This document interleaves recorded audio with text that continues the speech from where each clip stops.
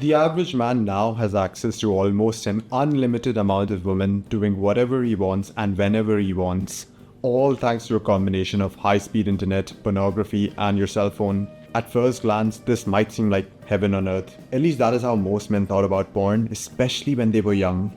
But the very pleasure that is so desirable is the thing that is destroying your mind in the long run. What happens when you watch pornography is that your brain thinks that you are about to procreate with dozens of beautiful women, and you have in some sense completed a very important event of your life, which is passing down your genes. So it starts releasing this absurd amount of dopamine to actually encourage this behavior. But little does it know that you are not actually procreating. You are just a dude lying on your bed in a messy room jerking off to pixels on a screen at 2 a.m. So this dopamine hit, which was so hard to unlock in the past, right? You had to be a man of substance. You had to be a man who could protect or provide just to obtain and secure a wife. And this often took years of commitment to a craft and discipline. But now all of a sudden you could get the same dopamine hit, if not more, by simply moving your fingers and just going to some website when you're bored. And this is what makes porn so dangerous.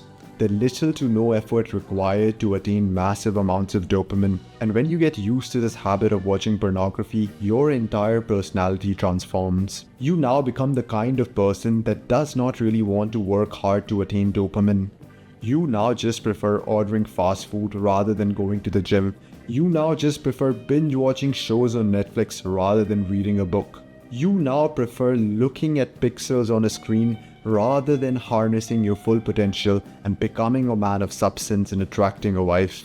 In this video, I'm going to share with you 3 principles that are going to allow you to break free from this lust addiction and reclaim your masculine drive to conquer the world. I've come up with these principles after helping dozens of people overcome lust addiction, reading hundreds of self-help books, and watching thousands of podcasts on neurology and behavioral psychology. The best thing about these principles is that they do not rely on willpower or motivation, because I see too many people trying to break free from bad habits using pure willpower. And that just does not work in the long run, because willpower is a limited resource and it is bound to run out. So let's get right into it. Years of consuming porn has literally rewired your brain. I'm talking like your brain is now physically changed. There's something called neuroplasticity, which is nothing but a fancy term for your brain's ability to change itself. Now, neuroplasticity is pretty amazing. It is what allows you to learn new stuff and get good at things with practice. You might have been pretty bad at kickboxing perhaps on your first class, but by the time you attend your 1000th class, you have become pretty efficient and move pretty effortlessly.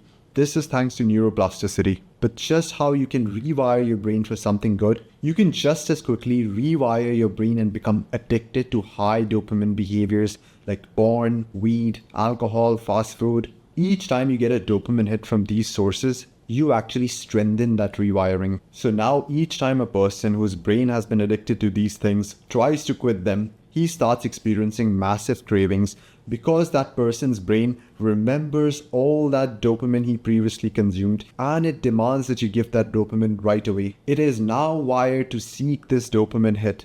That is partially why motivation does not really work, because the cravings that your brain generates is going to chip away at this motivation until it eventually evaporates. Secondly, when people are trying to quit lust or any other high dopamine behavior, they experience withdrawal symptoms. You might experience lack of energy, depression, lack of motivation, and these symptoms happen because your brain is no longer getting its source of dopamine anymore, and it is now trying to recalibrate and rewire itself back to its factory settings.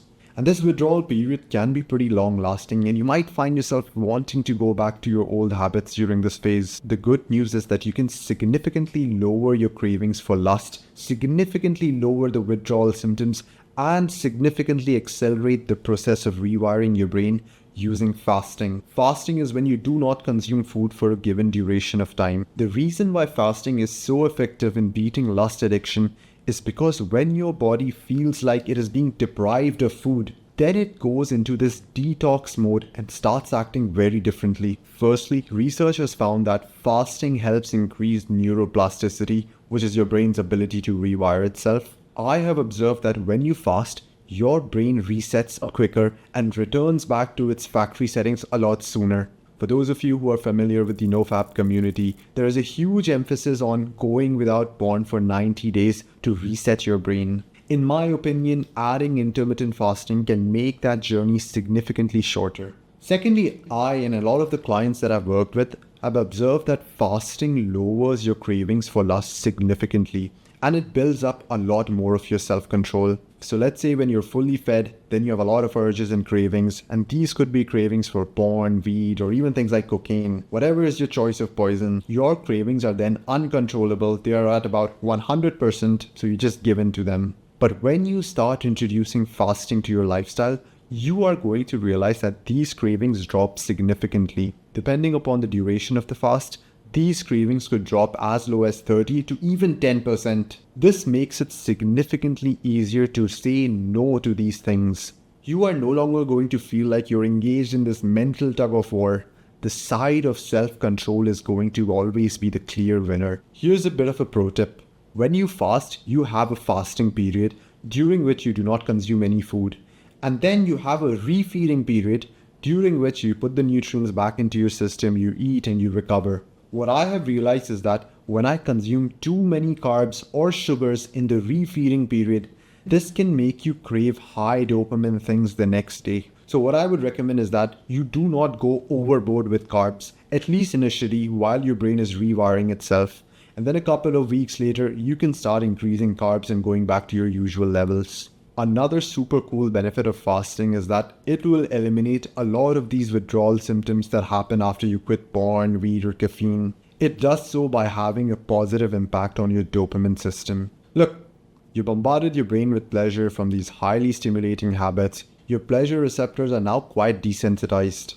This is why you might have noticed that when you watch porn on a consistent basis, you don't feel like doing other things like reading or working out, because they simply do not seem fun anymore. They seem rather boring instead. This is because the dopamine that these things release is not really registered as fun to you because your dopamine system is desensitized.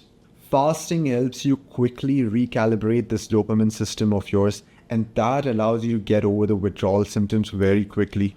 In the 21st century, most things around you are designed to make you mentally weak and keep you hooked to instant pleasure. From things like porn, doom scrolling, video games, all the way to actual consumable things like weed, cigarettes, alcohol. And it's only going to get worse as technology advances and figures out new and powerful ways to stimulate the human mind. If you're someone who's trapped in this mess, you're addicted to things, you don't really know how to break free from them, you've been relapsing over and over again, then I have some news for you. I have designed a program that allows you to win back control over yourself and break free from the chains of these bad habits. This program has been developed using my own personal experience of being hooked to these bad behaviors for over 20 years of my life, and also having helped dozens of men overcome these addictions. So check out the link in the description to find out more about it.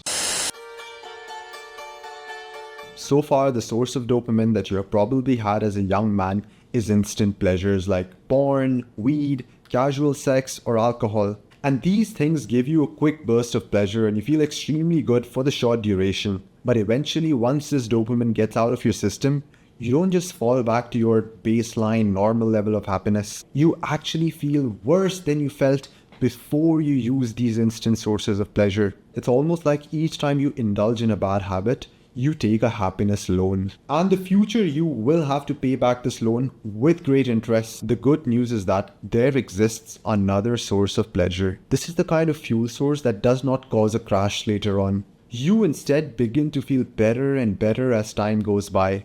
This is the fuel source that I call delayed gratification. You see, there are plenty of activities like running, lifting weights, working on a project, reading a book that are initially kind of hard and you may not feel like doing them. But once you overcome that initial burn and pain, you begin to feel good afterwards. Your brain begins to secrete dopamine, and this isn't that toxic, anxiety-giving dopamine that you get from shitty behaviors. This is instead that slow release, calming, rejuvenating dopamine that makes you feel good. So as you are quitting porn and other bad habits, you will be left with a dopamine void in your life. And if you just sit there, stare at walls all day, you are going to feel like shit and you are probably going to relapse or use some other source of shitty dopamine. Then you would have replaced one addiction with another addiction. What you instead need to do is start getting your pleasure and dopamine from gratification instead. Things like lifting weights, learning, going for walks, watching historical documentaries, listening to podcasts about fitness and health. This might come as a shock to you, but just as there are unlimited sources of quick, instant, soul-destroying pleasure, there are just as many sources of rejuvenating and self-developing sources of pleasure. But the thing is that switching over to delayed gratification is a bit tricky at the start because you've been someone who has chosen the easy road all your life, so you don't really know how to do hard things. And just like how ineffective it is to use motivation to quit bad habits, it is just as ineffective to use motivation to adopt healthy habits. You need to instead have systems in place that are going to allow you to consistently get your dopamine from all these healthy behaviors. One such powerful system is a routine. Write down 3 to 4 activities that you know are good for you, meaning they're going to improve some area of your life and they're going to give you that healthy dopamine. Then in the next column, I want you to list out the time at which you would be doing these activities. Once you have created this base routine for yourself, I want you to put this routine either on your phone or on some board at a place where it is easily accessible to you. You can also set up alarms on your phone 10 minutes before each of these activities start. Your goal from tomorrow is to simply show up and get into the habit of doing these things at the right times. I'm going to tell you what is going to happen next. The first week, things might suck a bit. Like, damn, you probably haven't picked up your university notes in a very long time and your brain cannot absorb anything. You don't feel like running. You got tired just after doing the first kilometer.